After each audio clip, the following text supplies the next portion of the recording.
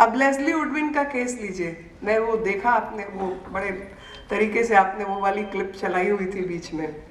तो जिस समय, और आपने एक चीज़ और नोटिस की होगी, मेरे बगल में मेरी मित्र किरण खेर बैठी थी और उन्होंने शक्ल थोड़ा ठीक सा नहीं बनाया जब मैं बोल रही थी क्योंकि विचारों का मतभेद था।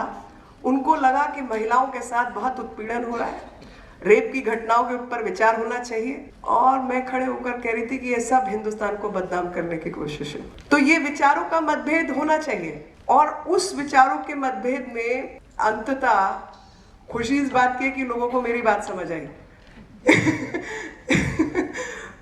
उसका कारण ये था कि कुछ चीजें समाज में चल रही हैं, मैं अपने समाज की ताकत को पहचानती हूँ और मेरे को किसी दूसरे के प्रभाव की आवश्यकता, ऐसा मेरा व्यक्तित्व है कि मैं बहुत आसानी से किसी के प्रभाव में नहीं आती, अपना खुद का दिमाग इस्तेमाल करती हूँ। तो बहुत आसानी से आप मेरे से कोई बात मनवा लेंगे, हाँ जी हो जाएगी, लेकिन मानने वाली मैं नहीं हूँ, करूँगी वही जो मुझे करना है। तो जब ये मामला उठा और उछला तो मेरे दिमाग में 2-3 चीज़ें आई। मैं कहा पहली चीज़ तो ये है कि निर्भया के प्रकरण से मैं शुरू से जुड़ी हुई हूँ, जब ये केस चला तब से, और मैंने समाज की उस गति को पहचाना, उस गति को देखा जहाँ पर स्त्री, पुरुष, जवान, बूढ़ा, बच्चा, पूरा देश खड़ा था कि ये अन्यायपूर्ण व्यवस्था हमें नहीं चाहिए।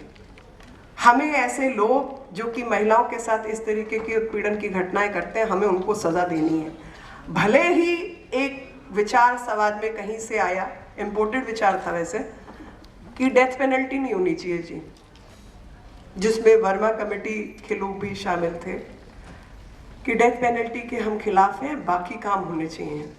मैं डेथ पेनल्टी के पक्षधरों में थी, और उसकी भी एक इतिहास है, क्योंकि 2002-2003 में एक केस था जिसमें मैं वकील रही। लड़की की आंख निकाल दी थी, रेप भी किया और आंख भी निकाली। तो 8 साल की वो लड़ाई लड़ी, शुरू से आखिर कोर्ट तक, और हर बार वो लड़की यही कहती थी कि इसको जान से मार दो, और मैं हर बार कोर्ट में खड़े होकर ये बहस करती थी कि इसको फांसी की सजा दो, और कोर्ट मेरी तरफ हंस के कह देता था कि भाई देखिए, हम आपकी भावनाओं से तो सहमत हैं, मगर आप प्रोविजन दिखाओ, कहाँ है डेथ पेनल्टी, हम कैसे दे सकते हैं, हम नहीं दे सकते। फिर निर्भया का प्रकरण हुआ, पार्टी ने मेरी ड्यूटी लगाई कि भाई आप ड्राफ्ट कीजिए, क्या क्या इसमें विचार होना चाहिए, क्या क्या कानून में बदलाव हो। तो हमने लिख के कुछ दिया पार्टी का विद इन इंटरनल डॉक्यूमेंट, और फिर हमारे उस टाइम अध्यक्ष नितिन गडकरी जी थे, तो उन्होंने फॉरवर्ड की वो चिट्ठी हमारी वर्मा कमीशन को।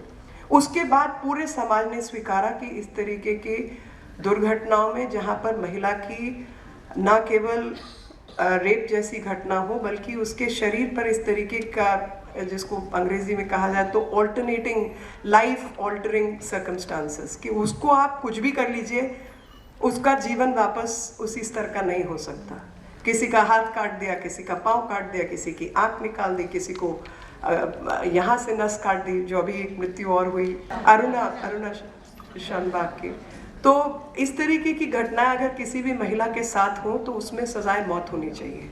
ये समाज का भी विचार बना, सारे पुरुष शामिल थे, सारे लड़के शामिल थे, सारी लड़कियां शामिल थी। तो जब समाज इकट्ठे होकर कोई विचार लेता है तो वो समाज की ताकत दिखाता है कि हम इस तरीके की दुर्घटनाओं को कितनी नफरत से देखते हैं। और जब लेस्ली उडविन ने दिखाया कि not only Apple is रॉटन but the entire barrel is रॉटन, तो मेरा खून खौल गया। मैं कहा भैया, बैरल कहाँ से रॉटन हो गई? मेरा समाज की तो इतनी बड़ी ताकत है, मेरा समाज तो इतना सभ्य और भला समाज है। ठीक है, 2-4-5 1,20 करोड़ लोग जहाँ रहते हों, वहाँ पे 2-4-5 बदमाश लोग निकलेंगे, लेकिन मेरा समाज उसको एक्सेप्ट नहीं करता, मेरा समाज उसके खिलाफ है। यहाँ तक कि ऐसे बच्चों के माँ बाप खुद खड़े होकर कहेंगे कि इसको फांसी लगा दो, ऐसा समाज है मेरा। तो ये मेरे समाज की ताकत है, और हमें बदनाम करने की कोशिश हो रही है। और जब आप नंबर्स को, आंकड़ों को देखो तो आपको पता चलेगा 38% महिलाएं ब्रिटेन के अंदर उत्पीड़ित हैं यौन शोषण से। दुनिया की जो कैपिटल, जो दिल्ली बोला जाता है ना रेप कैपिटल, हिंदुस्तान में तो है, लेकिन दुनिया की रेप कैपिटल न्यूयॉर्क है। और जब लोग कहते हैं कि भाई अंडर रिपोर्टिंग के कारण आपका जो नंबर है वो कम है, तो 2012 की यूनाइटेड नेशंस की रिपोर्ट उठा के पढ़ लीजिए। वहाँ पे under reporting world over phenomena है। तो ये जो समाज की ताकत है उसको घृणित दृष्टि से दिखाया जाना, और साथ में इस मामले के ऊपर 85 डॉक्यूमेंट्री फिल्म बन चुकी हैं, निर्भया प्रकरण पे भी और उसके अलावा और बहुत सारे इस विषय पर भी, लेकिन कभी उस पर बैन नहीं हुआ, क्योंकि ऐसा नहीं है कि हम इन विषयों से भाग रहे हैं या हम देखना नहीं चाहते। इस केस के अंदर वो जो प्रोड्यूसर है उसने झूठ बोला, कोर्ट के आगे झूठ बोला, उन्होंने अंडरटेकिंग सरकार को गलत दी, उन्होंने सरकार के एक हाई सिक्योरिटी जेल में जाके शूट किया, और उस शूट का जो है कहीं, मतलब मैं वकील हूँ, अगर मैं तिहाड़ जाती हूँ तो मैं सेलफोन नहीं ले जा सकती, मेरा सेलफोन बाहर रखवाया जाता है, और मैं मतलब पेशे से वकील हूँ आज भी। ये आपको अपने क्लाइंट से भी बात करनी है, कभी जेल अथॉरिटीज से बात करनी होती है, कुछ भी होता है किसी भी तरीके से, तो आपका सेलफोन नहीं ले जाया जा सकता। तो किसी को पूरा लंबा चौड़ा कैमरा ले जाने का अधिकार दिया, तो उसके साथ अंडरटेकिंग थी कि ये केवल यूनिवर्सिटी या कहीं पर एजुकेशनल पर्पसेस के लिए, कमर्शियल यूज के लिए नहीं है, और जो भी शूटिंग होगी उसका अनएडिटेड वर्जन सरकार को दिया जाएगा ताकि सरकार उसको वेरीफाई करे। ये दोनों कंडीशंस वायलेट की, इसको कमर्शियल भी किया गया। अब मुझे आप बताइए, अगर मैंने कोई फिल्म बनने ही देनी है तो बीबीसी को क्यों दूं, दिल्ली दूरदर्शन को नहीं दे दूंगी, पैसे ही कमाने हैं, दूरदर्शन को दे देंगे या किसी भी हिंदुस्तानी चैनल, कम से कम पैसा हिंदुस्तान में तो आएगा, मगर नहीं दे सकते। तो ये एजुकेशनल पर्पसेस वाली फिल्म थी, उन्होंने पहली कंडीशन ये वायलेट की, दूसरी कंडीशन अनएडिटेड वर्जन उन्होंने सरकार को नहीं सौंपा, तीसरा देश कानून के मुताबिक किसी भी रेप विक्टिम का आप नाम नहीं ले सकते। उसका कारण है कि अगर इस हॉल के अंदर कोई रेप विक्टिम बैठा है तो हम उसको बार बार उंगली ना करें ना कि ये रेप विक्टिम है, ये रेप विक्टिम है, उसको आइडेंटिफाई करने की क्या जरूरत है। उसको अधिकार नहीं है कि अपनी जिंदगी दोबारा से ठीक से जिए, या उसके परिवार को अधिकार नहीं है कि वो समाज में एक समाज के रूप में जिए। तो ये राइट टू प्रिवेसी हर देश का कानून है, उन्होंने वो कानून भी वायलेट किया। और उसके बाद ऑडेसिटी देखिए, मुझे कहते हैं रॉटन बैरल। तो ये सब, और फिर जब मामला कोर्ट में जाता है और सुप्रीम कोर्ट तक जाता है तो वहां पर अंडरटेकिंग दी जाती है कि ये जितनी त्रुटियां हैं हम इसको ठीक करेंगे, आपके पास वापस आएंगे, तब तक हम फिल्म नहीं दिखाएंगे। कोई त्रुटि को ठीक नहीं किया गया और फिल्म दिखा दी गई। ये कारण थे, लेकिन लोग इस गहराई को नहीं समझे और वो right to freedom of expression का केस बना दिया, जबकि वो फ्रीडम ऑफ एक्सप्रेशन का केस था ही नहीं, क्योंकि फ्रीडम ऑफ एक्सप्रेशन तो इस विषय पर बहुत लोगों ने बहुत सारे विचार रखे हैं।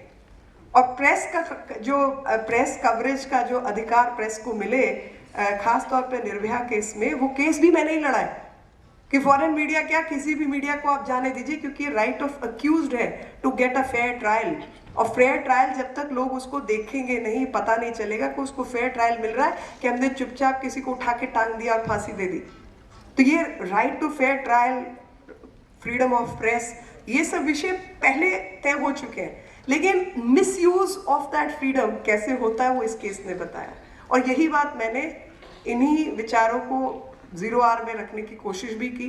उतना लंबा नहीं बोल पाए, लेकिन उसके बाद एक लेख लिखा था इंडियन एक्सप्रेस में इसी विषय को लेकर, और वाकई मुझे खुशी है, संतुष्टि है कहीं ना कहीं कि लोगों को ये बात सही मायनों में समझ आई कि किस तरीके से पूरे केस को घुमाया जा रहा था, फ्रीडम ऑफ एक्सप्रेशन का केस बनाया जा रहा था, जबकि वो फ्रीडम ऑफ एक्सप्रेशन का केस नहीं है। और इस तरीके की तमाम चीज़ें, विचार, मतभेद, एक किसी भी स्वस्थ लोकतंत्र का हिस्सा है, होना चाहिए, खुल के बहस होनी चाहिए। मुझे लगता है जहाँ पर ज़्यादा विचारों को सप्रेस किया जाता है वो समाज में कहीं ना कहीं कमी है, जिसमें अपने विचारों को पहचानने की क्षमता है या अपने आप को सुधारने की क्षमता है। दोनों बातें, कि अगर मैं गलत हूँ तो आप पॉइंट आउट करें और मुझे कन्विंस करें तो मैं रास्ता बदलूंगी।